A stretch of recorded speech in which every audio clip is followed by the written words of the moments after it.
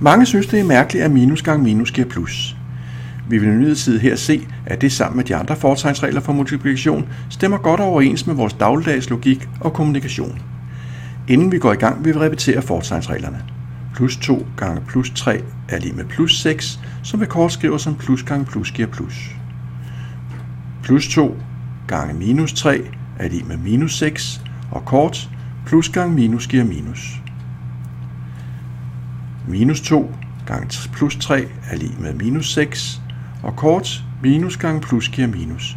Og endelig minus 2 gange minus 3 giver plus 6, som vi kort skriver som minus gange minus giver plus. Vi fjerner noget. Vi skal benytte, at nogle begreber opfattes positive og andre negative. For eksempel ven og godt opfattes positivt, det markerer vi med plusser. Fjender og dårligt opfattes negativt, det markerer vi med minuser. Vi er nu klar til at illustrere, at fortegnsreglerne stemmer godt overens med vores hverdagslogik. Vi betragter først den situation, hvor det går en ven godt.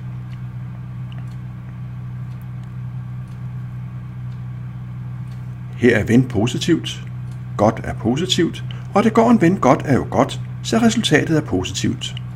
Bemærk, at det svarer til første linje i fortegnsreglerne.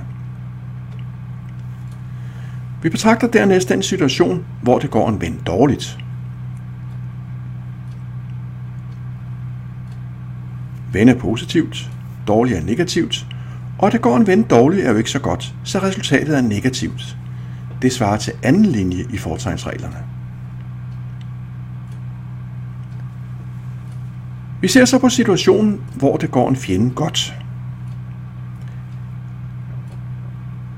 Fjende er negativt, godt er positivt, og det går en fjende godt er jo ikke så godt, så resultatet er negativt. Det svarer til tredje linje i fortegnsreglerne. Endelig ser vi så på situationen, hvor det går en fjende dårligt.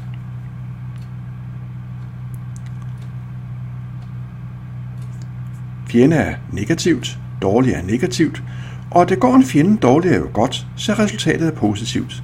Det svarer til sidste linje i fortegnsreglerne. Vi har nu set, at fortegnsreglerne har deres sidestykke i hverdagslogik. De 4 udsagn og fortegnsreglerne ses her. Til sidst noterer vi, at fortegnsreglerne også gælder ved division.